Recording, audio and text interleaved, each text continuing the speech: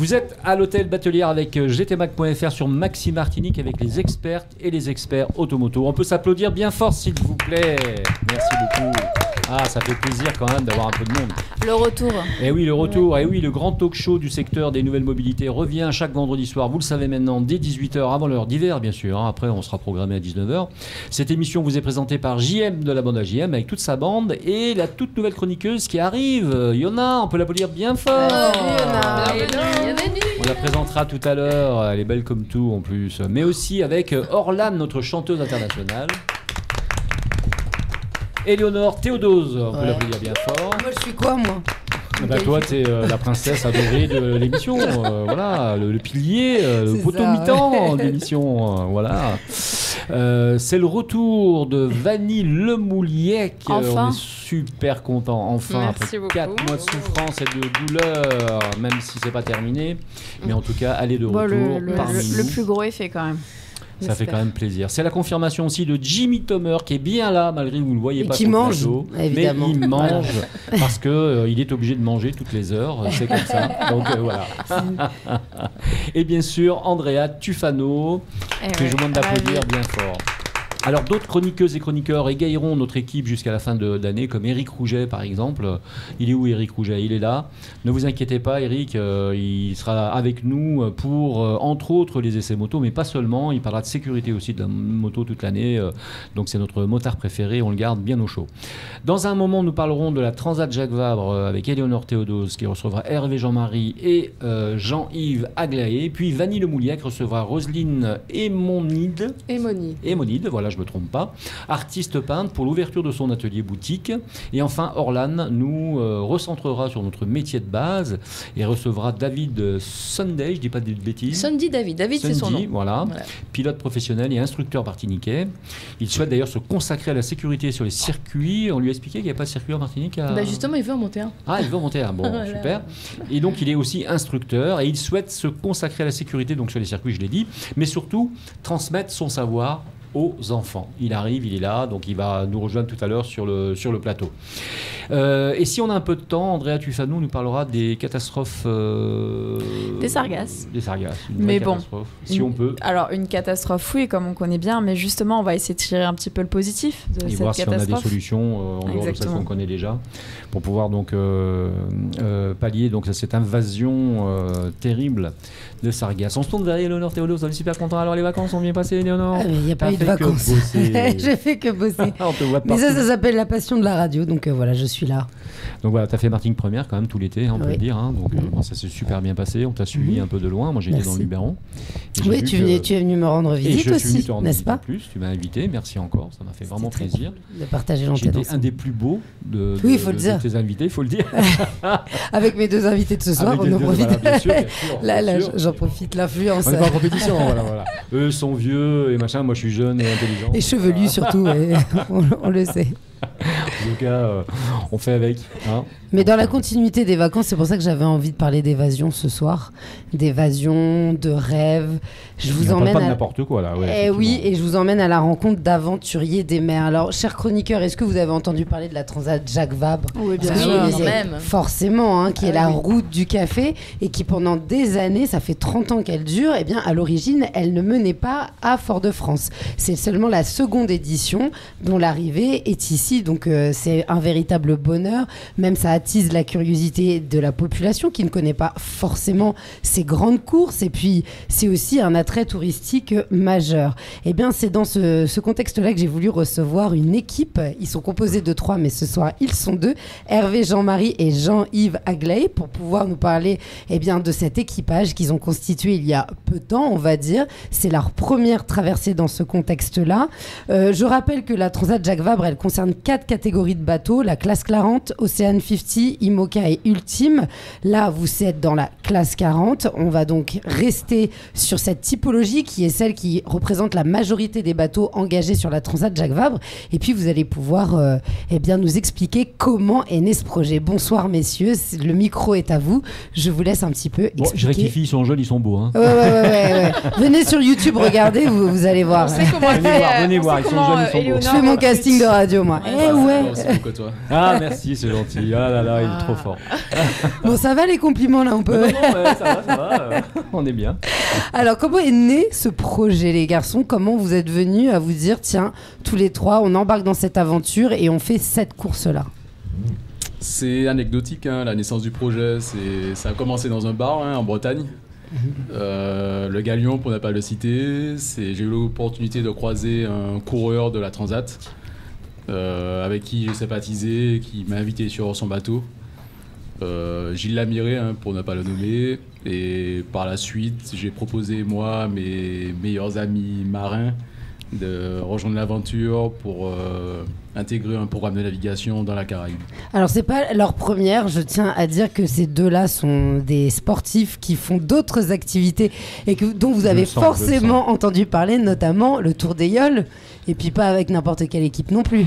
Allez, je dénonce quand même, hein. C'est de la dénonciation de talent, les gars. Nous sommes des équipiers discrets d'aventures sportives UFR, de la Martinique. On sent les aventuriers quand même. Pas seulement UFR, Jean-Yves a déjà gagné le tour avec d'autres équipages, avec Zapetti. Et on a participé aussi à des défis qui ont été brillamment relevés autour de la Martinique aussi, avec d'autres équipages. Excellent. Ouais, excellent. Alors comment s'est passée votre préparation, Jean-Yves? Est-ce que vous pouvez nous citer un petit peu, parce que on lance le projet, il y a le moteur et puis ensuite il y a comment on s'approprie, quel bateau on choisit, comment on constitue la programmation, le planning d'entraînement. Dites-nous un petit peu. Ça passe par beaucoup d'étapes. C'est vrai que le choix du bateau, il a été relativement simple puisque le classe 40, c'est le bateau le plus abordable lorsqu'on commence en fait la course au large. Donc on a tout de suite ciblé le projet sur du classe 40. Après vient toute la partie de structuration du projet, qui, comment, quand et surtout le combien. Donc c'est vrai qu'il y a un budget qui est conséquent. Mais on le travaille depuis quasiment 1 an et demi, le projet. Donc ça a débuté en février 2022. Et l'idée, c'est de savoir comment s'y prendre aussi, puisqu'on est sur un projet nouveau, novateur en Martinique. Donc on s'est fait accompagner par des mentors, en fait, qui sont des vieux de la course au large. Donc il y a Gilles, il y a Maxime Sorel aussi. Et nous, au fur et à mesure, à coup de réunions, de rencontres, de discussions, d'entraînement physique, de trail, de navigation, on a commencé à échanger, construire le projet. Créer une société, une association, faire des demandes de financement, commencer à se projeter sur les prérequis pour la Transat, les notions de formation, de sécurité, pour arriver aujourd'hui à quelques semaines du départ et avoir encore des cases à cocher. Alors ça représente quel prix de s'engager sur une course comme ça? Il y a le bateau certes, et puis il y a les frais d'inscription. Et il y a tout ce qui va avec. On est sur, s'il faut parler que de la Transat, on est sur une enveloppe de 250 000 euros. Il y a l'allocation du bateau, il y a l'assurance du bateau, il y a les frais d'inscription, il y a tout ce qui concerne aussi les déplacements. Il y a l'avitaillement, donc il faut aussi prévoir tout ce qu'il y a à bord du bateau. Il y a la communication, donc c'est des forfaits de données satellites. Donc là tout de suite, on est sur des prix qui s'enflamment vite. Il y a tout ce qui est aussi l'environnement, donc l'hébergement sur le village, il y a du convoyage à prévoir, il y a pas mal de petits éléments. On ne s'engage pas comme ça par hasard sur un tel projet. Il y a bien sûr la préparation, l'étude du voyage, parce qu'il faut que vous alliez jusqu'à là-bas, la traversée. Justement, juste Éléonore, oui. pour qu'on comprenne bien, vous partez d'où et vous arrivez où? Du Havre. Faut bien comprendre. Quand on a initié le projet, le bateau était déjà sur la Bretagne, à Saint-Malo. Ouais. Donc nous, on s'est organisé en ayant pour objectif de réunir que des partenaires martiniquais pour que ça soit un projet martiniquais. Et donc le travail de préparation en amont a été essentiellement fait ici. La préparation du bateau pour la Transat a commencé et jusqu'à maintenant elle se déroule bien, donc elle a lieu à Saint-Malo. Et vous partez du Havre, c'est ça? Nous partons, voilà. Alors, pour mettre en place un rétro-planning entre nous, on part la semaine prochaine, vendredi, pardon. On part vendredi, et dès la semaine prochaine, on attaque la préparation du bateau. Le 14 octobre, c'est la date d'ouverture des bassins au Havre. Donc, on va convoyer le bateau entre Saint-Malo et le Havre. Ensuite, s'atteler à mettre en conformité le bateau par rapport à la commission de sécurité de la course, jusqu'au 29 octobre où le départ sera donné. Et après, vous êtes obligé d'arriver premier. Hein. Le but, c'est de finir la course. Obligé, là, hein. Premier dans le cœur des Martiniquais. Non, les gars, non. Faut arriver le premier, là. Hein. Alors, quel est votre but de temps, justement? Je pense qu'il l'a évoqué. Hein. Le premier but, c'est d'arriver. Ouais. Donc ça, c'est vraiment l'objectif du projet cette année, c'est de ramener le bateau aux Antilles. Et après, la place, on va laisser les autres choisir. C'est la première fois qu'il y a un équipage 100% martiniquais.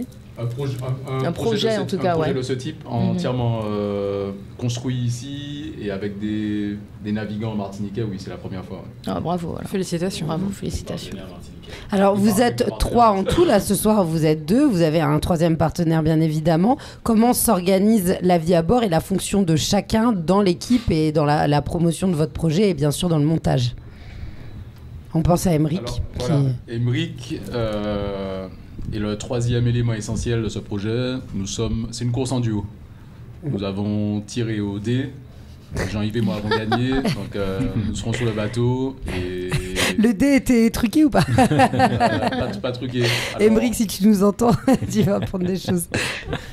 Il n'a pas le poste le plus facile aujourd'hui. Dans la gestion de projet, nous on sera sur l'eau. Je pense que ça va être le plus facile. Il y a des à côté à gérer, il y a un défi logistique, un défi organisationnel, il y a un défi de communication aussi à assumer. Et puis de navigation, je suppose. De relation. La navigation, non, parce qu'on n'a pas le droit aux aides extérieures. D'accord. Par contre, faut qu'il ait un œil sur nous, et ce sera le premier à être en capacité de réagir si on croise les doigts, des difficultés. Bien sûr. On n'aura pas, sans doute.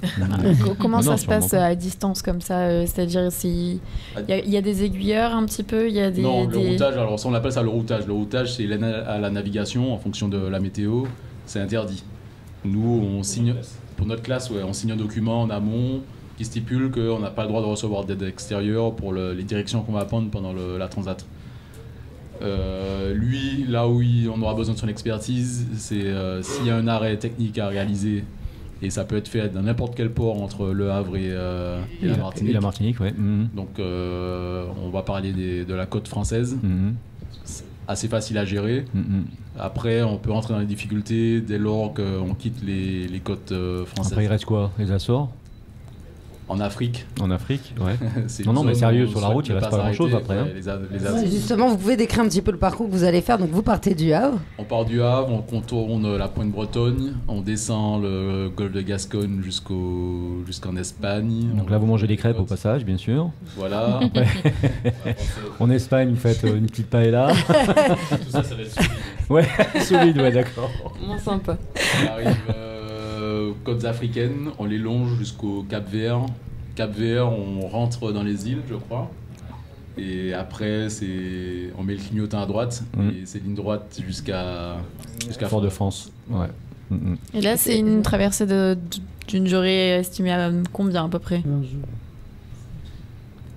Dans l'idéal. Une vingtaine de jours, si tout se passe à peu près bien. Okay. On peut envisager le meilleur délai, si les conditions météo nous le permettent. Mais on va dire autour de 20 jours. Et vous avez déjà fait cette traversée en dehors de la compétition? On en reparlera après. On l'aura fait une fois, on l'aura déjà fait. C'est la dernière grande aventure du siècle. Hein. Ouais. Prendre un bateau, partir, et même s'il y a un tracé au départ, mais c'est une vraie aventure. Après, on s'est fait une première expérience entre les Açores et La Rochelle. Il y avait une compétition cette année qui s'appelle le Défi Atlantique. C'est la course retour de la route du Rhum, qui est en 2 étapes, donc Guadeloupe, les Açores et les Açores La Rochelle. Nous, on a fait les Açores La Rochelle cette année avec le bateau sur lequel on prévoit de faire la Jacques Vabre. Et alors, si je peux me permettre de vous poser une question, même si vous êtes des marins, même si vous connaissez la mer, Enfin, vous êtes quand même relativement jeune, donc forcément, il y a beaucoup de choses c'est pas, les gars. Voilà, que vous ne connaissez pas forcément encore, et c'est normal. Et quelles sont vos plus grosses appréhensions et vos plus grosses craintes sur cette traversée? Parce que vous en avez forcément. Et quelle est la chose, l'événement ou le défi technique qui vous reste le plus en tête pour le moment et qui vous effraie un petit peu? Je pense qu'il n'y a pas grand chose qui nous effraie en fait. Hein. Jean-Yves et moi, on a la mauvaise habitude de se regarder dans les yeux et de se dire on y va et on se jette à l'eau, on verra comment ça se passera. Je pense qu'on a suffisamment confiance l'un dans l'autre. Alors je dis Jean-Yves, mais avec Émeric aussi, pour s'engager dans ce type d'aventure. On va essayer de ne pas vous jeter trop à l'eau quand même non plus, parce qu'il faut rester sur le bateau un peu quand même. Hein. Je pense qu'on a le droit à un pourcentage de perte. Ouais. Ça peut être les cheveux de Jean-Yves ou un bras ou n'importe quoi. Mais alors, l'idée, c'est que tout le monde arrive en entier et qu'on ait confiance suffisamment les uns envers les autres. Ouais. Donc vous n'avez pas forcément un passage qui est un petit peu plus sportif et vous appréhendez. Dans nos tempéraments, je pense pas, non. Là, ce qui va être... Enfin, les données qu'on n'a pas, en fait, c'est la durée de la traversée et la météo. Tant que le bateau tient, a priori, on sera là, quoi. Après, pour ressentir ce qu'il dit, ça ne veut pas dire que ça ne va pas être difficile. Hein. Ouais. C'est juste que on n'a pas forcément d'appréhension. On va y aller un peu tête dans le guidon. Et il y aura forcément des aléas. Hein, ça fait partie de la course. Par contre, on est confiant sur la solution qu'on va trouver. Alors, c'est sûr. Aujourd'hui, on est curieux. Très curieux de savoir ce qu'on va vivre, plus que... Alors, c'est plus de la curiosité que de l'appréhension, en fait. Il y a de la curiosité, mais il y a une véritable préparation derrière, une préparation mentale entre vous, déjà, parce que vous savez vous appréhender dans vos personnalités, une préparation physique, et puis aussi au niveau de... Vous vous projetez de comment ça va se passer, gestion du sommeil. Vous savez à quoi vous attendre, c'est-à-dire que quand il y en a un qui dort, il faut que l'autre travaille, ce qui implique aussi que vous devez savoir tout faire à bord s'il y a un problème technique pour pas avoir réveillé l'autre. On a travaillé un peu dessus avec Jean-Yves pendant la seconde partie du défi Atlantique. Et on était à 3 à bord et on a volontairement calé le rythme de sommeil sur un équipage composé de 2 personnes. D'ailleurs, ils le font là, il va aller se coucher, Jean-Yves, dans 2 minutes. Pardon, mais c'est mon quart. En fait, on a un rythme de 2 heures on, 2 heures off. Ouais. Donc c'est 2 heures où il y en a un qui devient capitaine du bateau pendant que l'autre, en fait, il vague à d'autres occupations. Ça peut être dormir, ça peut être manger, ça peut être se reposer sans dormir, ça peut être marcher un peu sur le bateau. Bon. L'idée, c'est qu'on alterne comme ça 2 heures pendant 20 jours. 2 jours comme de nuit. Alors, si j'ai bien compris, vous n'avez pas le droit à une assistance, c'est ça? Est-ce que vous avez le droit au téléphone portable? De toute façon, il ne sera pas très... On n'a pas droit à l'assistance, on a droit au téléphone portable. Par contre, on est contraint par les données. Donc, c'est-à-dire, juste pour vous donner un petit chiffre, mais je crois qu'on est sur 4 000 € les 3 gigas. Ah ouais. De données. Quand même, ouais. Donc ça fait cher le forfait téléphone. Du coup, c'est pas selfie pour rien, quoi. Ouais. Du coup, le budget, c'est 254 000 € en fait. Ah ouais, c'est vrai que pour le coup, il y a des choses qui sont obligatoires, comme le chargement des fichiers météo. Il y a des nouvelles à donner chaque matin à l'organisation de course. D'accord. Et forcément, la partie communication et news de bord vient en dernier. Donc on sélectionne ce qui passe. Ah ouais, donc Émeric aura du boulot. Ouais. C'est pour ça que c'est important d'avoir confiance en chaque élément de l'équipe. Totalement. Dites-moi, je peux me permettre une petite parenthèse. Moi qui ne suis pas du tout du domaine, donc j'apprends, je découvre. Alors c'est Yona qui parle, hein. On rappelle que c'est notre nouvelle chroniqueuse, Yona. Notre nouvelle voix. On est content de l'avoir avec nous. Allez. Et vraiment très fière, félicitations. En tout cas pour cette prise de risque, cette aventure. Mais en fait, j'aimerais savoir, quand vous parlez de classe 40, c'est un choix apparemment. Pourquoi ce choix? Quels sont les avantages, les inconvénients? Quelles sont les différentes classes? Dites-moi plus. Alors la classe, pour expliquer, c'est une catégorie de bateaux qui sont régis par des règles de jauge. Donc la classe 40, c'est la classe qui régit les règles pour les types de bateaux qu'on appelle des classes 40. Il y a aussi des classes IMOCA, il y a des classes Ocean 50, il y a des classes Ultime. On aurait pu imaginer une classe Yole Ronde, une classe Gommier, en fait, et ainsi de suite. Donc la classe, c'est vraiment une catégorie de bateaux avec des compétitions qui sont dédiées, organisées tout au long de l'année. Ok, superbe. On est sur des 40 pieds, donc c'est des petits bateaux, 12 mètres à peu près. C'est les plus petits qui font la traversée, là, la Jacques Vabre. Et forcément, plus ils sont petits, plus le budget est petit. Pour passer du classe 40 à l'Ocean 50, on quasiment multiplie par 2 le budget. Ah oui. De la classe 40 à l'IMOCA, je pense qu'on rajoute un 0. D'accord. Et à l'ultime, bon, là, on part sur des projets de développement, donc recherche et développement. Donc, c'est-à-dire qu'aujourd'hui, la classe 40 reste la classe la plus dynamique en termes de nombre de bateaux inscrits quasiment sur toutes les courses. C'est la moitié du volume sur la Standard Jacques Vabre. Ouais. Il y a 50 bateaux. 55 bateaux. Ok. Alors, on se tourne vers Éléonore parce qu'on arrive malheureusement à la fin de cette petite période, mais on est super content de nous avoir reçus et on sait que ça va bien se passer, vous allez voir, ça va être génial. Et derrière vous, vous avez toute une communauté, bon, bien sûr les amis, la famille, les gens qui vous ont conseillé, les marins, pour vous suivre, les personnes qui vous découvrent ce soir parmi les chroniqueurs ou les gens qui nous écoutent ou nous regardent sur YouTube. Comment fait-on? Il y a les réseaux sociaux, peut-on aussi participer à votre projet? Dites-nous. Alors le projet, il s'appelle Martinique Horizon. Donc c'est ce nom-là qu'il faudra suivre et qui va animer le projet qu'on a prévu d'ailleurs sur 4 ans. Ce projet-là, donc il a des réseaux sociaux sur Instagram, sur Facebook, sur Twitter, sur LinkedIn. Donc on est un peu présent partout. Et on a aussi une cagnotte en ligne sur Ulule qui permet de participer en fait au financement du bateau. Okay, eh bien, bravo. On remercie Hervé, Jean-Marie et Yves Aglaé. Merci à vous deux. Bonne chance. Bonne navigation. Merci. Bon vent, on dit. Merci à vous. Bon vent, j'allais le dire, bon vent et faites attention aux sirènes, il y en a quelques-unes dans le coin des Açores là-bas et tout, donc méfiez-vous quand même, ça peut être dangereux. Vous verrez Éléonore apparaître avec un micro. Mais qu'est-ce qu'elle fait là On y allait aux Açores et on n'a pas trouvé de sirène. Hein. Ouais, mais il faut y aller plusieurs fois, je crois que c'est la 3e fois que ça marche en général, voilà. Jamais 203. Allez, en tout cas, merci à vous et puis on vous suit franchement et on vous souhaite vraiment force. Martinique Horizon. Allez, on fait une petite pause publicitaire. Oui, on se retrouve dans un moment. À tout de suite.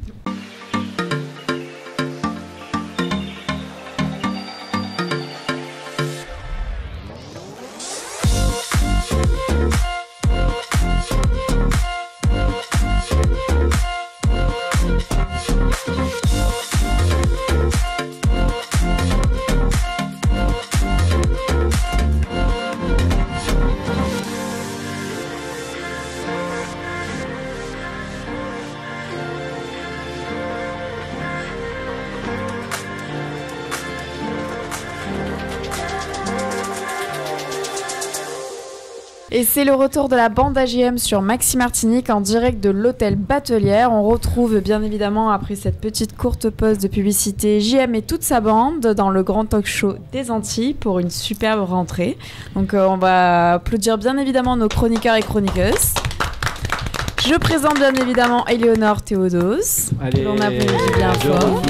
Le retour, bien évidemment, le retour aussi de Vanille Le Mouliec, enfin sur pied, de retour sur pied. Jimmy Thomer, Orlan et notre nouvelle chroniqueuse Yona que l'on accueille chaleureusement. Hello l'équipe. Le début avec toute la bande sur le plateau de JM et toute sa bande. Donc voilà, c'est le retour. On remercie aussi, pardon, excusez-moi, je commence à bafouiller un petit peu comme Jean-Marc, nos partenaires, donc le Crédit Mutuel Antilles-Guyane, Speedy Martinique et ses 6 centres de réparation. Merci à Jo Magazine et gtmag.fr pour cette superbe émission que l'on a bien évidemment en septembre de retour. Voilà, et merci Andrea Tufano, donc qu'on peut applaudir aussi. Eh ben merci à vous, c'est toujours un plaisir comme d'habitude. Alors, on reçoit.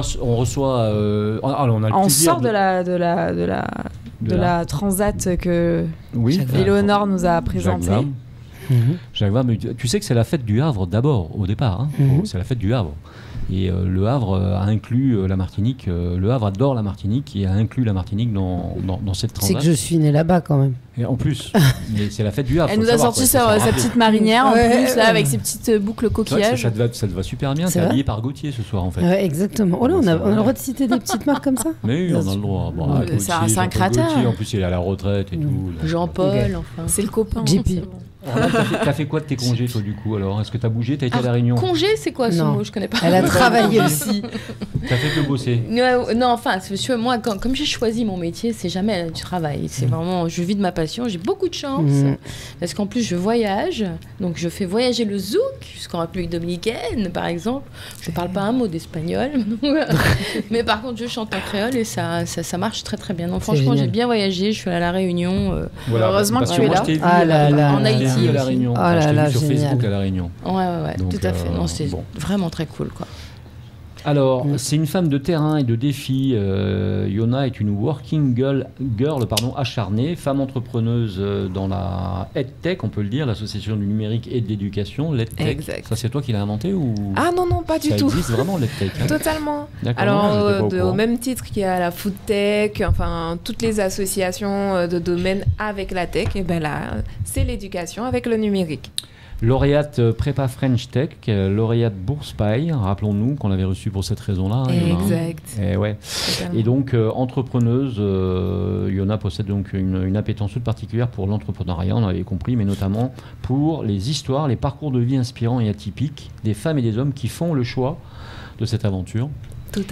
Et petit bout de femme, donc énergétique et déterminée, c'est avec beaucoup d'humour qu'elle nous plongera dans les pans de vie des Martiniquais, mais pas que, et qui font rayonner donc le territoire. Tout à fait, on se donne rendez-vous bientôt pour effectivement découvrir à chaque fois des personnages, connus ou non, mais en tout cas connaître leur parcours de vie, savoir quels défis auxquels ils ont dû faire face, et puis voilà, découvrir simplement et voir qu'en fait on a beaucoup de richesses sur notre territoire. Ça, c'est très clair. Et puis, bienvenue en tout cas dans cette équipe. Et Merci. Puis ça va rayonner, ça va nous permettre donc de connaître encore des gens supplémentaires. Donc c'est super, non, Éléonore? Ah oui, j'en suis Avec ravie. toi, tout l'été, on a rencontré plein de gens. Hein. Oui, tout est. C'est clair. On a rencontré tous les gens qui faisaient ou qui font et qui feront la Martinique de demain. Oui, mais d'ailleurs, c'est pour ça que c'est inspirant et je trouve que c'est exactement même le même principe. Ouais. Mais ce qui enrichit à travers ce genre de rencontres, c'est on découvre aussi les difficultés, c'est-à-dire qu'il n'y a pas de réussite sans difficulté, sans remise en question. Et très souvent, les personnes qui sont connues, on voit le rêve, mais on ne voit pas ce qu'il y a derrière.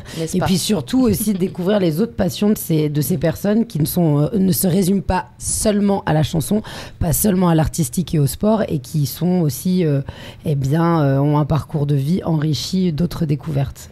Tu en parles si bien. Ça va être complémentaire tout ça, mais ça va être super.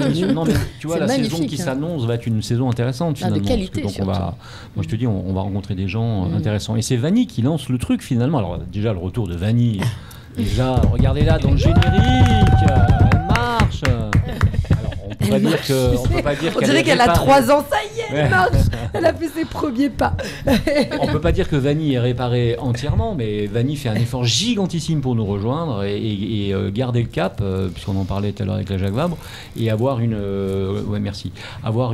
donc cette volonté de faire extraordinaire, ce brin de gonzesse qui est sortie de là où elle était depuis 4 mois et qui aujourd'hui nous rejoint l'équipe. C'était son objectif, elle l'avait dit, s'il faut s'en souvenir, dans les moments difficiles. Et droit dans les yeux, elle m'avait dit t'inquiète, je reviens dans l'émission dans pas longtemps. Et c'est exactement ce qu'elle a fait. Et donc c'est elle qui lance le bal avec une première invitée. Et je la présente même pas, c'est toi qui vas nous la présenter. On parlait de personnages rayonnants. Donc ce soir j'accueille Roselyne et Monide. On s'est rencontrés lors d'une formation justement, je regarde Yona, pour les femmes entrepreneurs. Donc organisée par HEC au mois de janvier. Et c'est vrai que Roselyne m'a... j'ai beaucoup aimé sa personnalité et tout ce qu'elle dégage, alors que vous pourrez capter la radio, mais encore plus si vous regardez le replay sur YouTube, bien entendu. Et donc, aujourd'hui... On peut dire même le live, parce qu'on est en live, faut pas oublier. Oui, bien sûr. Sur gtmac.fr. Donc, je t'accueille pour parler donc, de nouveautés de ton côté. Mais d'abord, en tant qu'artiste peintre, j'avais quelques questions à te poser.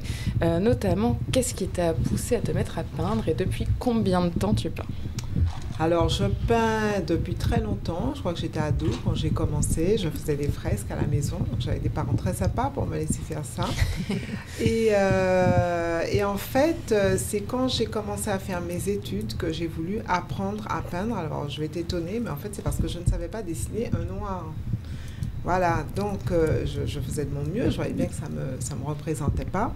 Et en rentrant donc de mes études, je rencontre un peintre, Jean-Joseph Dumas, je vais à une de ses expos et donc je discute avec lui et je lui fais ma demande. Voilà, je lui dis que je voudrais dessiner des noirs. Et lui, il y en avait plein dans son expo, il avait un graphisme assez particulier. Et c'est comme ça que j'ai vraiment commencé à peindre à l'acrylique, d'ailleurs, avec ce peintre. Voilà. Ok. Voilà le parcours. Et C'est aujourd'hui, vraiment je ne chouette. fais que ça. Oui, en effet. Mais justement, pour peindre, donc tu peins à l'acrylique, certes, mais tu utilises différents supports. Quels sont les différents supports que tu utilises pour ta peinture? Alors en fait, je parlerai plus de démarche parce qu'au départ, je faisais des toiles, voilà. J'ai fait ma première expo en 2016 avec un groupe de copines, le truc totalement improvisé. On était dans la sororité, voilà. Donc on a mélangé les arts, on a mélangé la musique, la poésie et l'art. Et on a créé une espèce de rencontre avec le public. Ça donnait un événement assez extraordinaire. Et à partir de ce moment-là, j'ai commencé à décliner sur d'autres supports. Donc, j'ai créé des petits carnets, comme je dis. Donc, c'est des carnets stylisés que je peins à la main. Et je m'amuse à inventer, à utiliser des objets du quotidien qu'on ne voit même plus, d'ailleurs, comme les cornets de pistache ou les cocottes, des choses comme ça, pour les détourner, en faire mes propres produits. Voilà. Donc, ça donne des créations un petit peu différentes que j'appelle mes objets inspirés. Parce que je les intègre dans un quotidien. Par exemple, j'ai remarqué récemment que les marchands de pistaches les mettent dans du papier blanc. C'est hallucinant. On perd des choses. Ah bah oui. Pareil, mais oui. Tradition. Des coussins, voilà. Oui, on perd la tradition. Non, mais elle s'en va, il faut dire les choses. Et de la même façon, je fais aussi des étiquettes sur les bouteilles parce qu'à Noël, on fait tous et toutes des punch coco, des choses comme ça, qu'on met dans des bouteilles de rhum. On ne change même pas l'étiquette. C'est toujours très laid, mais toujours très bon. Donc moi, je fais des étiquettes. C'est un sens pratique en fait. Oui, mais je suis dans le sens, voilà, moi je voudrais, ma mission on va dire, c'est de faire entrer l'art au quotidien. On le trouve dans les carnets. Embellir le quotidien finalement. Mais écoute, c'est important. Oui, Mais avoir un côté conservateur aussi. Conservateur, non, c'est plutôt valoriser un patrimoine qu'on ignore, qui est rarement valorisé, qu'on oublie seulement, ça me on un petit oublie, peu. mais c'est associé à du folklore. C'est dommage. Et vos œuvres, elles sont achetables? Oui, bien sûr. Alors en fait, avec donc mon groupe d'amis avec lesquels je travaille, on s'appelle donc les Conquérantes Intemporelles. On a c'est cool ça. Quand on les rencontre, on comprend vraiment. On est des Conquérantes Intemporelles, c'est un groupe informel. Et on offre quelque chose au public, on offre un moment d'échange important et on crée systématiquement des expositions éphémères. Donc c'est une fois. Et effectivement, à ces occasions-là, on vend. Voilà. Il faut savoir que ces expositions, au-delà d'être des expositions, comme elles sont éphémères, c'est une expérience. Donc c'est sur une journée, mais c'est vivant. Bon, déjà, comme le disait Roselyne, il y a de la musique, de la poésie, etc. Donc c'est pas, on ne regarde pas uniquement en faisant le tour d'une expo. Non, on vit l'exposition. Et c'est ça qui est assez magique. C'est ça, voilà. Et notre dernière exposition, elle s'appelait Peau. Donc justement, elle était sur la problématique de la peau. Donc chacune d'entre nous avait réinterprété le concept. Hein. Et moi, j'avais travaillé sur les danseuses étoiles, justement, parce que, donc j'ai 2 filles qui sont des grandes filles maintenant, mais quand elles étaient petites, je les ai inscrites à la danse classique. On fait tout ça. Hein. On est contents. Donc elles ont 4 ans, 5 ans, elles sont sur scène. Qui n'a pas fait ça, c'est vrai. Ça. On est fiers. Sauf que quand je suis arrivée, le prof a dit, alors attention, hein, si jamais vous voulez en faire des danseuses étoiles, vous n'y arriverez pas, elles sont noires. Je me suis dit, ça casse le rêve, quoi. Bon, ils n'avaient pas le profil, hein, mais bon, il faut dire les choses. La maman a fait, mais bon. Et, non, mais ça fait mal quand même, quoi. Ça fait mal quand même. Parce que j'imagine une petite fille qui reçoit ce raciste. Mais je me suis dit, mais en fait, c'est ça le problème ici, c'est qu'on projette ses propres peurs, angoisses ou échecs sur d'autres. Je me suis dit, mais elle casse le rêve. Des noms, c'est qui? Oui, c'est vrai. Non, parce que je me dis que c'est sûrement une histoire personnelle qu'elle ramène dans l'école. Et entre-temps, on a eu Misty Copeland et puis on a les Hippolyte Ballerinas qui sont ces femmes noires et d'ailleurs genrées, enfin un peu de tout, qui ont réinterprété le ballet classique avec du hip-hop et danse sur pointe. Alors ils font des squats sur pointe, c'est impressionnant. Ouais, et surtout, ce que j'ai trouvé génial, c'est que les pointes sont marron, les lacets sont marrons, parce que quand on est noir, on fait marron, c'est normal que... Wakanda forever. Mais non, mais c'est logique, quoi. Mais oui, c'est logique. Mais elles ont fait ça. Donc moi, j'ai travaillé autour de ça, autour du concept de poids à travers les danseuses, parce que le message, c'est, suivez vos rêves, allez jusqu'au bout, et puis la barrière de la couleur, elle ne doit pas exister, justement. C'est dans ce domaine-là particulièrement, je trouve. Mais dans la vie, parce que c'est se détourner de la vraie problématique, des vrais challenges qu'on a. Moi, je suis, j'épouse la pensée de Glissant. C'est là, tout le monde, un Caribéen n'a pas de couleur, nous sommes des Caribéens. C'est comme ça que je vois la... Non, et d'ailleurs, bonne idée. Pour rebondir là-dessus, juste parce que c'est vrai que c'est un domaine qui me touche particulièrement, tout ce qui est la danse classique, parce que c'est vrai que j'en ai fait pendant très longtemps dans une école de danse qui était assez élitiste là-dessus, mais je voulais aussi revenir parce que ça m'a interpellée, parce que je suis aussi le Ballet de Paris et l'opéra sur les réseaux sociaux, parce que je trouve ça juste incroyable. Il y a Guillaume Diop qui est un très jeune danseur étoile qui vient d'être nommé danseur étoile et il est noir. Et encore, on dit il est noir, mais c'est un métis, il me semble. Et donc, on voit bien l'identification de la peau qui pose un... C'est-à-dire qu'il y a des variations, il est noir, mais c'est pas non plus... Non, mais... Faut dire on devrait même pas dire que c'est extraordinaire. Ouais. Non, mais ça l'est quand même. Et il est identifié comme noir alors ça qu'il reste le premier et que ça reste quand même pourquoi c'est le premier alors que c'est loin d'être le premier à monter sur scène et à vouloir porter les valeurs de la danse classique. Complètement. Donc à un moment donné, on a beau dire oui, mais si on s'est stigmatisé de faire ressortir cette différence en disant ah mais regardez c'est le premier, ça devrait pas l'être, mais en attendant c'est le cas. Oui. Donc parce que c'est le cas, je pense que ça a encore plus de valeur et il faut d'autant plus le mettre aussi en avant parce que ça permet aussi de montrer que on n'est pas encore arrivé à certaines égalités et à certaines strates qui sont censées être normales aujourd'hui, mais en attendant on vient quand même d'un pas où il y a quelques années ça n'existait même pas encore. C'est pour te dire comment il a dû se battre pour arriver là. Mais justement, oui. C'est justement un talent. Faut avoir un peu plus de talent que les autres en fait, ça qui est terrible. C'est indubitable. Cela étant, les Hippolyte Ballerinas ont réinventé quelque chose à partir d'eux, et ça aussi je trouve ça intéressant. C'est pour ça que je dis que la Caraïbe. Je connais pas du tout ça. Oui, en fait c'est une autre façon de danser, c'est complètement déstructuré, c'est sur pointe, donc c'est reprendre certaines choses de la danse classique pour créer quelque chose d'autre. Et ça aussi, c'est possible. Donc, je pense qu'il faut rester dans l'ouverture. Pas forcément vouloir faire exactement la même chose que l'autre, mais se réinventer. C'est aussi... Alors, pour revenir à votre boutique, alors c'est qui votre clientèle alors, finalement aujourd'hui ? Alors, pour remettre dans le contexte, parce qu'on n'en a pas vraiment parlé, donc Roselyne vient d'ouvrir un atelier boutique. Voilà. Donc, maintenant, tu vas pouvoir nous dire un atelier, pardon, j'ai pas un atelier boutique. Voilà. Jusque-là, je peignais dans mon bureau, etc. Et là, j'ai décidé, donc j'ai un studio chez moi que j'ai dédié à la partie artistique et que j'ai appelé l'atelier boutique parce que je travaille dedans, mais aussi j'expose les œuvres. Et si donc il y a des personnes intéressées, elles peuvent venir voir le travail et acheter aussi leurs œuvres. Et je voudrais aussi dans cet même espace créer ce que j'appelle des espaces d'échange. C'est-à-dire qu'à partir des thèmes que je travaille, provoquer des espèces de petits débats entre personnes sur des sujets qui sont importants. Par exemple, le livre, qui est une forme de liberté qu'on est en train d'oublier, parce qu'on est tous à lire des choses sur les réseaux, c'est très bien, mais c'est important de lire le livre, parce que pour moi, derrière un livre, il y a, on découvre les gens, derrière sa bibliothèque, on découvre une personnalité. Et la prise de temps de la lecture aussi. Le temps, il y a aussi la distance qu'on met par rapport aux choses, et puis au lieu d'aller sur ChatGPT pour demander le résumé, faisons-le dans notre tête. Désolée. Je savais pas qu'on pouvait faire ça. Non, il n'y a aucun problème.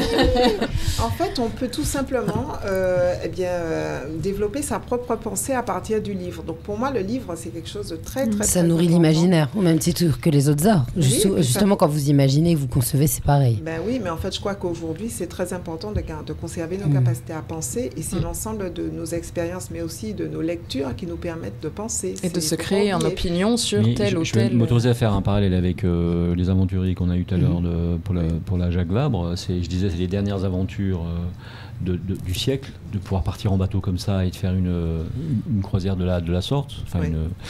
Mais ouvrir un livre, c'est la même aventure.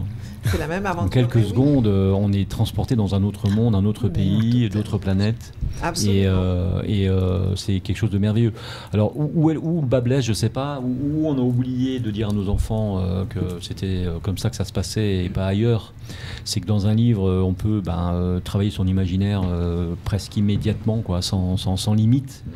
Et c'est vrai nous, parents, on a peut-être oublié, moi pas, mais beaucoup de parents ont oublié que... Mais et puis c'est l'influence c'est la base de l'autre. l'éducation. Et pour comprendre, là, ce que vous disiez, vous allez organiser, pourquoi pas, des groupes avec des échanges sur des thématiques, ça sera prévu à l'avance, ou vous le voulez spontané quand les personnes viennent et qu'elles ont envie de parler? Non, les thèmes ça seront sera quand même anticipés, elles seront toujours en lien avec une expo, puisque quand je travaille, je réfléchis à ce que je voudrais transmettre comme message, et que ce soit à ce moment-là mis sur la table, mais de façon assez large. Par exemple, il y a une expo que je veux mettre en place qui va s'appeler Baudelais en mer, qui va parler de notre façon de consommer la mer, d'y aller. Mais qui va aussi parler de, est-ce qu'il y a vraiment l'or bleu, de quoi on parle par rapport au sargasse, qu'est-ce qu'on peut faire d'autre. Il y a actuellement, je fais des connexions sur un tas de choses et je mets le débat sur la table. Mais c'est pas un débat, c'est un débat entre personnes, entre citoyens ordinaires. C'est pour se faire rencontrer les gens. Ouais. On se rencontre et puis on échange sur des sujets qui ça fait évoluer, sûrement. Je pense que ça fait évoluer. Je pense qu'il faut qu'il y ait des espaces comme ça et d'échanges de points de vue. Oui, des échanges de points de vue par rapport aux gens. De toute façon, pour tout ce qui est information, si vous voulez être tenu au courant, on mettra sur la vidéo sur YouTube le lien des réseaux sociaux pour pouvoir suivre Roselyne. Voilà, oui, ça serait bien qu'on sache, effectivement. Les news. Sur la vidéo. C'est une belle initiative, en tout cas. Eh bien, merci à vous, en tout cas. On a été charmés de vous rencontrer. Effectivement, vous avez les liens qui s'affichent sur la vidéo. On vous souhaite une bonne ouverture, du coup, alors. Merci. Alors, c'est quand l'ouverture? C'est déjà fait ou... Oui, c'est déjà fait. C'est déjà fait, oui. Voilà. Et c'est où, alors, du coup? Alors, c'est à la Jambette, au 75 bis, la Jambette, Beauséjour. Et c'est sur rendez-vous. Alors, on peut redonner l'adresse si vous êtes d'accord. Oui. Rappelez-nous l'adresse. 75 bis, la Jambette, Beauséjour, et je reçois sur rendez-vous. Sur rendez-vous, voilà. D'accord, ok. Donc, je suis sur les réseaux. Ouais, on mettra ces coordonnées avec plaisir. Si vous êtes d'accord, on fait une petite... Merci encore, en tout cas, de votre venue. Merci beaucoup, Roselyne. On fait une petite pause publicitaire? Oui. Allez, on se retrouve dans un petit moment. À tout à l'heure.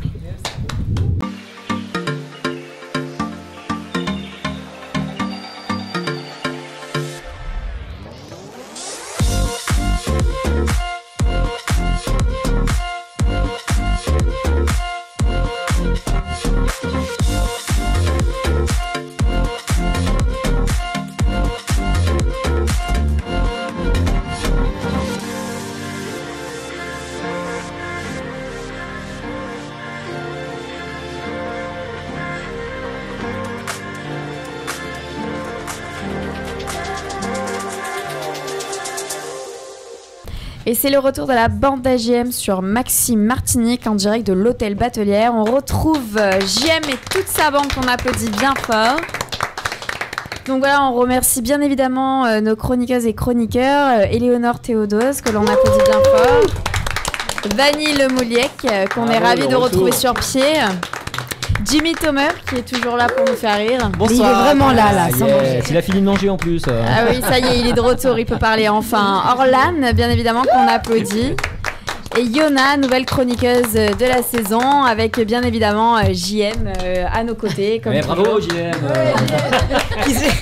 C'est vrai ça. Et bravo Andrea. Et merci à moi, merci. Mais surtout aussi un grand merci à nos partenaires Crédit Mutuel Antilles-Guyane, Speedy Martinique et ses 6 centres de réparation. Merci à Joe Magazine, notre fidèle magazine. Et bien évidemment, merci à gtmag.fr, sans qui, bien évidemment, cette émission ne serait pas là. Ne serait pas là. C'est vrai qu'on en reparlera peut-être la semaine prochaine de on expliquera qui disparaît finalement un petit peu au profit de gtmag.fr. gtmag.fr qui a des velléités à devenir un site un peu plus national, c'est honnête, donc on progresse quand même beaucoup. Donc GTMag, c'est un produit local qui est devenu un produit un peu à l'international, surtout national. Donc on est assez fiers de ça, mais on en reparlera dans une autre émission, on fera peut-être une spéciale pour en parler un petit peu. Bravo. On est très heureux de... Tu me redonnes mon stylo? Pourquoi tu m'as pris mon stylo en fait?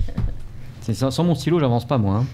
On est très heureux de recevoir donc Sandy David, pardon. Bonsoir. Voilà, très heureux de te recevoir ce soir. En fait, c'est pas moi qui te reçois, c'est Orlan. Oui, alors moi je suis très contente contente d'inviter Sandy parce que on parlait tout à l'heure de réaliser ses rêves, surtout quand on est en Martinique et qu'on n'est pas tout à fait dans la couleur nationale. Et voilà, Sandy c'est quelqu'un qui était passionné de sport automobile. Oui, c'est ça. Voilà, et qui s'est dit un jour de toute façon en Martinique, le sport automobile, surtout celui que tu visais, cette catégorie que tu visais, t'es pas du tout représenté en Martinique. Il s'est dit je vais partir sur le territoire national et puis je vais me battre pour y arriver et pour réaliser mon rêve. Et c'est un peu ce qui s'est passé pour toi, Sandy. Oui, je rêvais de sport automobile. Je rêvais de course, mais c'est vrai que c'est un sport qui est quand même, on va dire, assez cher. Pas trop d'opportunités en Martinique, c'est vrai. Et c'est en étant là-bas que j'ai découvert qu'il y avait un diplôme d'éducateur sportif dans le sport automobile. Donc c'est un BPGEP sport automobile. Et du coup, je me suis dit, je peux pas courir, mais je peux peut-être en faire quand même un métier. Et du coup, voilà. Et je fais ça depuis 13 ans maintenant. Et j'ai fait sur toutes les surfaces, dans tout type de voiture, sur terre, sur glace. Voilà. Ah, ça va se commencer. C'est un diplôme en fait? C'est un diplôme qui se passe sur un an d'alternance. C'est un diplôme d'éducateur sportif, comme on pourrait le passer pour devenir prof de tennis, de ski, de canoë. Tout ce qui est dans l'accueil du public pour certains sports, il y a un BPGEPS associé très souvent. D'accord. Voilà. Alors on n'est pas tout à fait dans le canoë, on est quand même dans des voitures, des grosses cylindrées quand même. Sur quel type de voiture est-ce que tu cours? Ça va, j'ai fait beaucoup de choses, donc ça va de la monoplace, qui on va dire, ce qui était la première chose que je souhaitais faire. Et le fait d'être moniteur, on a accès à pas mal de choses et je me suis diversifié dans le pilotage sur terre et plus spécifiquement le pilotage sur glace. Qui est quelque chose de très technique et c'est un peu l'objectif que je m'étais donné. Et voilà, j'ai été sur le circuit de Val Thorens pendant 2 saisons, par exemple, à piloter sur la glace et à apprendre aux gens à piloter également sur la glace. D'accord, oui. Alors, ça nous intéresse beaucoup parce que tu doutes bien que nous, on est une émission automoto, que nous-mêmes, on est pilote essayeur, donc voilà. Il y a à peu près 20 courses par an en Martinique qui mêlent à la fois les rallyes et puis les courses de côte. Oui, tout à fait. Alors, il y a pas mal de problèmes de sécurité. Je vois que la sécurité est importante pour toi. Quand je lis ton oui, tableau. La sécurité, pas seulement la sécurité routière, mais aussi la sécurité sur les circuits fermés, on va dire. En tant que pilote instructeur, quand on a accueilli un public, on est responsable de leur sécurité, donc c'est des choses importantes aussi pour nous. Et oui, la sécurité, c'est quelque chose de primordial souvent. Donc tu vas avoir du job, parce qu'il y a du boulot, je veux dire. Donc si tu veux travailler pour une des ASA, est-ce que tu t'es rapproché, tu as pensé ça de C'est vrai que moi, ce que je veux faire, c'est plutôt m'adresser aux gens qui veulent apprendre à piloter ou aux compétiteurs qui veulent se perfectionner. D'accord. Donc effectivement, oui, j'ai but de m'approcher de tous ces gens-là. C'est vrai que je viens de revenir en Martinique, j'ai vécu longtemps dans la région du Sud-Ouest. Et donc ça fait partie des choses que je vais faire dans le futur. Oui. Et puis il y a Simon Jean-Joseph, puisque il a monté sa propre école, donc... oui, tout à fait, oui. Donc il y a aussi là une opportunité peut-être de rapprochement. Une opportunité. Simon m'avait apporté son soutien et son aide au début quand je cherchais une société en alternance pour apprendre ce métier. Et maintenant, après plus d'une dizaine d'années d'expérience, je reviens et on verra ce qui sera possible de faire. Pourquoi pas? Oui, je pense que de toute façon, Simon est tout à fait ouvert à justement aider les plus jeunes à se réaliser, de toute façon. Alors, tes projets médias, c'est quoi alors concrètement? Donc là, tu réfléchis à quoi c'est surtout m'adresser aux compétiteurs et aux gens qui veulent apprendre. Alors, c'est vrai qu'il n'y a pas beaucoup d'infrastructures, mais il y a peut-être des choses à faire ici. Il y a des airplanes, il y a des parkings. Il y a des choses qui se font également sur le continent, en métropole, c'est de fermer certaines routes aussi, comme on peut le faire pour un rallye. Mais ça peut aussi servir à peut-être faire des stages de pilotage. Dans quelle forme encore, c'est encore abstrait. Je ne veux pas en dire trop non plus, mais j'ai quelques idées. Ouais, parce que... Pardon, vas-y. Non, vas-y, tu vas compléter parce que c'est ce que je voulais dire, c'est que quand on commence à devenir pilote de voiture ou qu'on décide d'être pilote de voiture, on n'a pas forcément une expérience spécifique, on peut le faire de façon très amateur. Oui. Il suffit de prendre une licence dans un club, ce qui est notre cas ici en Martinique. Ensuite, on monte dans la voiture et puis on apprend au fur et à mesure, on contacte des autres pilotes, etc. Mais chaque pilote vous dira que c'est à partir du moment où il est allé, pour certains, parce que tout le monde ne l'a pas fait, mais pour ceux qui sont allés en école de pilotage, donc, où on a commencé à apprendre véritablement à ce qu'était un freinage, par exemple, je donne un exemple. Très important. C'est là que le pilote devient pilote et commence à comprendre vraiment ce qu'est un véhicule et comment tenir un véhicule sur la route. Et je pense qu'il y a une quantité de jeunes qui seraient passionnés par cette idée de penser qu'on pourrait leur apprendre ce genre de choses. Oui. Je pense qu'il y a un public ici qui a de la demande pour ça. La difficulté, ça va de plus de trouver la bonne infrastructure pour le faire, sur quel format. Moi, j'apporte surtout ma compétence de transmettre mon savoir. Le reste, pour l'instant, c'est pas encore établi. Mais... Le problème, justement, ici, c'est l'infrastructure. C'est le gros problème. Je pense souvent à Barbate, ils nous ont un circuit. Et dans les petites îles de la Caraïbe, c'est assez unique. Et c'est vrai que ça aurait été bien d'avoir quelque chose comme de similaire ici. Ça fait des années qu'on en parle. Jimmy, on avait reçu les gens du Run, rappelle-toi. C'est toi qui les avais reçus. En fait, de toute façon, Sandy verra avec les différentes rencontres qu'il aura auprès des personnes intéressées dans le secteur que les idées sont là depuis plusieurs années. J'irais même jusqu'à dire depuis plusieurs dizaines d'années, que ça n'a pas jusqu'à présent vraiment beaucoup bougé. Qu'est-ce qui bloque finalement en Martinique à ce niveau-là? Alors, ce n'est pas tant le foncier que l'envie.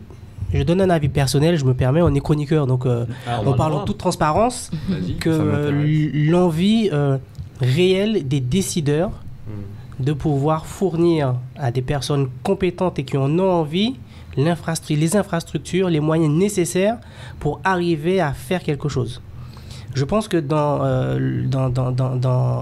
l'inconscient de la plupart des personnes de l'île, les sports mécaniques bruyants, puisqu'ils le sont plus considérés comme une gêne et on ne voit pas tout ce qui peut tourner derrière et autour. Parlant, c'est-à-dire la sécurité principalement, parce que c'est pas le tout effectivement d'avoir une structure où on va tourner pendant des heures avec son véhicule afin de pouvoir s'amuser, parce que ça reste quand même un amusement, sauf pour ceux qui le pratiquent de façon professionnelle.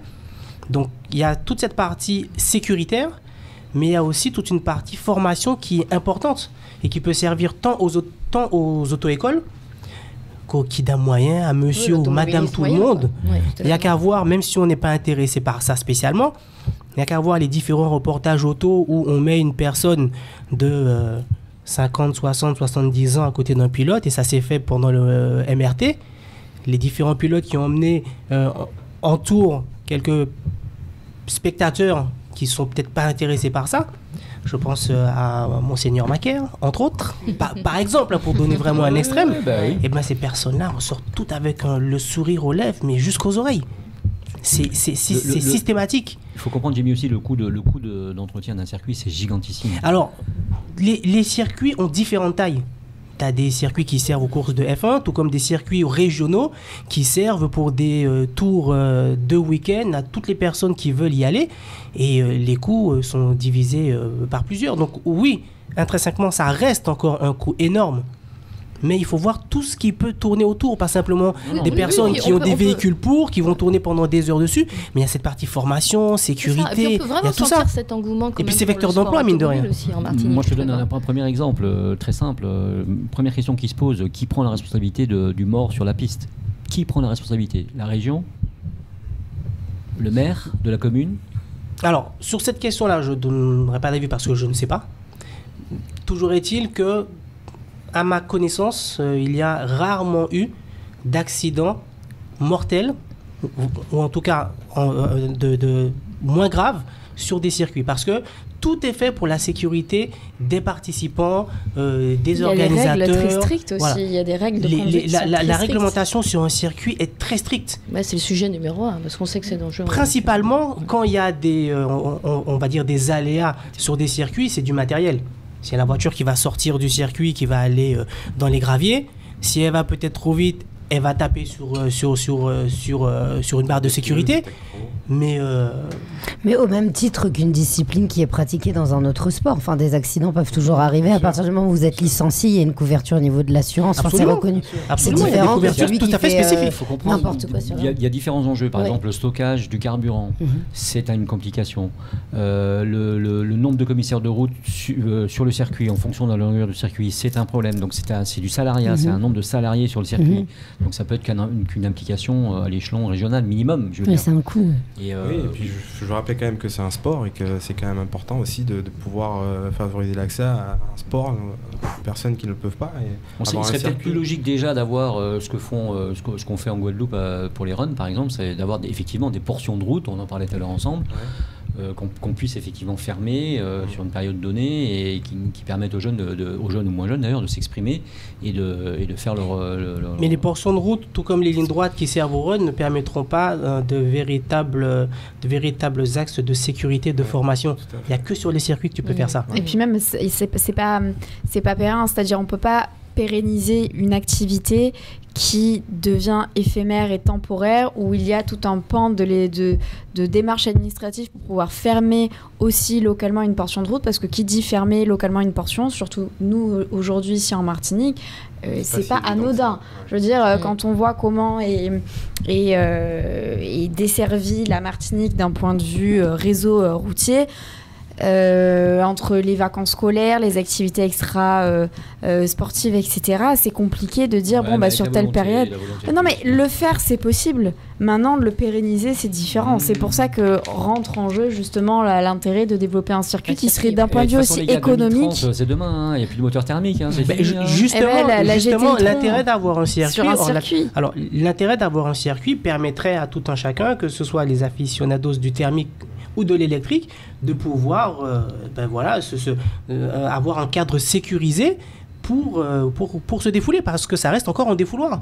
Il y a des véhicules qui sont vendus dans les concessions martiniquaises qui font plus de 700 chevaux à plusieurs centaines de milliers d'euros. On les voit sur la rocade, ils respectent les limitations de vitesse, ce qui est normal. Maintenant, donne-leur un cadre sécurisé, fermé, et ils vont se lâcher. Après, il y a un autre problème, c'est la nuisance publique. Parce que, moi, je fais l'avocat du diable volontairement, mais la nuisance publique, c'est énorme, c'est gigantissime. Encore une fois, quel est le maire qui va dire à sa communauté on va monter un circuit Non, mais je crois qu'on a l'espace. On a l'espace. On va toujours trouver des responsables qui va faire ci ou ça. Mais je crois que c'est vraiment une véritable structure, si c'est vraiment écrit dès le départ et qu'il y a une volonté des édiles de le faire avec des professionnels. Parce que c'est pas ce qui manque, il y a des professionnels. Tout est possible, tu vois. Donc, à mon avis, c'est comme les concerts, il faut éliminer les concerts, ça fait trop de bruit. Le développement écologique, pas du tout. Le développement justement économique que tout ça peut engendrer à tout point de vue, c'est juste énormissime. Aussi bien sur la création aussi d'événements, parce que là on parle juste de run, on parle d'événements sportifs, mais au niveau de l'événementiel, ce que ça pourrait engendrer aussi, que ce soit des découvertes pour les petits, d'un point de vue scolaire, sur se rendre sur une piste justement automobile, pouvoir permettre de faire découvrir à des jeunes le karting, pouvoir faire découvrir à des jeunes certains aussi événements sportifs où la nécessité d'avoir une piste à proprement dit est juste primordiale. Mais ça, c'est aussi s'ouvrir. On revient à Sandy, c'est le rôle de Sandy. Voilà, il faut qu'il soit à la pointe de cette proposition. Juste pour revenir à vous, elle vous vient d'où cette passion pour l'automobile, pour la course et aussi pour la transmission, parce qu'il y a de la transmission. Alors, l'envie de sport automobile, elle vient de très très jeune. Aussi loin, je me souviens, j'ai toujours rêvé d'être pilote. Et on va pas se mentir, à l'époque où j'étais si jeune, Simon, lui, était en championnat du monde des rallyes. Et forcément, à l'époque, ça fait rêver. Une figure. C'est la vocation, tout simplement. D'ailleurs, la boucle est presque bouclée parce que j'ai fait 10 ans de stage de pilotage sur la Terre avec des Subaru très similaires à ce qui roulait, bien sûr. Bon, c'est le hasard, mais quand même. Et oui, pour revenir sur le circuit, je voudrais quand même, par rapport aux véhicules électriques, peut-être on se dépêche, presque fini l'émission. Mais le stage de pilotage, c'est pas forcément un véhicule thermique. Je prends oui, on est bien d'accord. Non, j'étais dans la boutade, honnêtement. Sur des véhicules électriques, les Androscar, pour piloter sur la glace, qui sont électriques. Non, sans compter que le véhicule électrique, avec l'accélération phénoménale qu'il y a. Moi, je regarde un peu les statistiques. On a des accidents supplémentaires de personnes qui maîtrisent pas forcément déjà leur véhicule habituel. Et là, ils se retrouvent avec un véhicule qui accélère d'une manière redoutable. C'est plus à prouver ça. C'était vraiment des préjugés au début. Voilà. Bon. Donc, je crois qu'une fois qu'on a essayé, d'ailleurs, on est totalement... mais c'est incroyable comme conduite. Sandy David, rappelez-vous bien de ce nom, c'est un pilote professionnel, il est instructeur, il est martiniquais, il souhaite se consacrer à la sécurité sur les circuits et transmettre son savoir aux jeunes.